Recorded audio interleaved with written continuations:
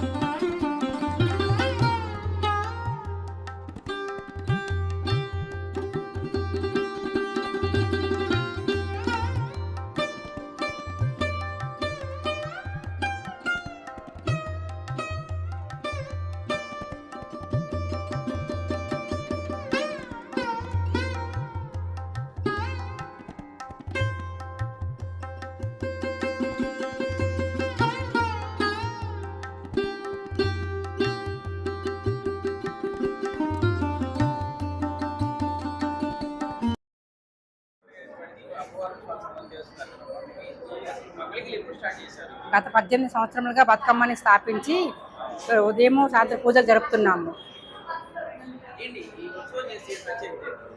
అమ్మవారికి తొలి రోజు ఒడిబియ్యం సమర్పిస్తాము.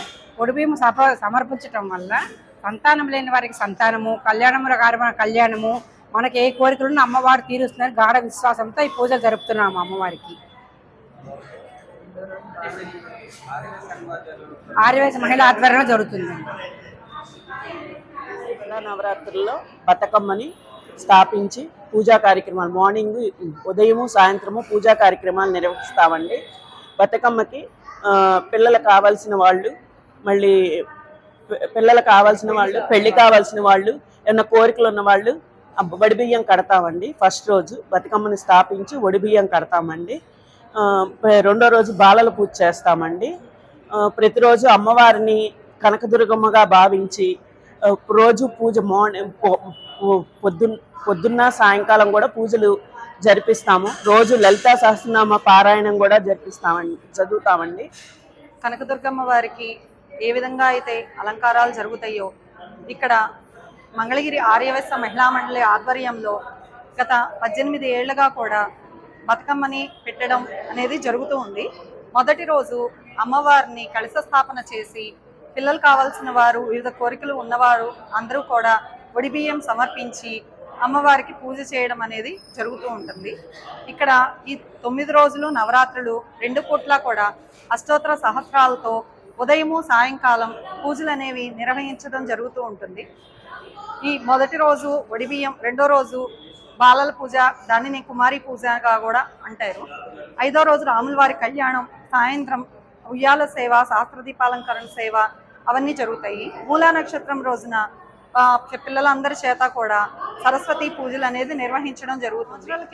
క్రితం నుంచి కూడా ఒక ఆవిడ అనేది స్థాపన చేసి అలాగా దాన్ని కంటిన్యూ చేస్తా కూడా ఇలానే మహిళా మండలి ఆధ్వర్యంలో అలానే మహిళలందరూ కలిసి సమిష్టిగా కూడుకొని అమ్మవారిని ఆనవాయితీగా పెట్టడం అనేది ఒక పద్ధతిగా వస్తుంది. కోరిన పూజలు చేసుకొని కోరిన కోరికలు అనేవి నెరవేరటం అవన్నీ జరుగుతూ ఉంది. అందరం కూడా చక్కగా ఒక చోటకి చేరి ఈ బతుకమ్మ పూజలు నిర్వహించడం వల్ల ఎంతో సంతోషంగా అందరూ స్నేహంగా సమిష్టిగా ఉన్న దేశ క్షేమం, సమాజ క్షేమం అన్నీ కోరి అన్నీ మంచిగా జరగాలని కోరుకుంటా అందరం కలిసి పూజలు అనేది నిర్వహించడం జరుగుతుంది.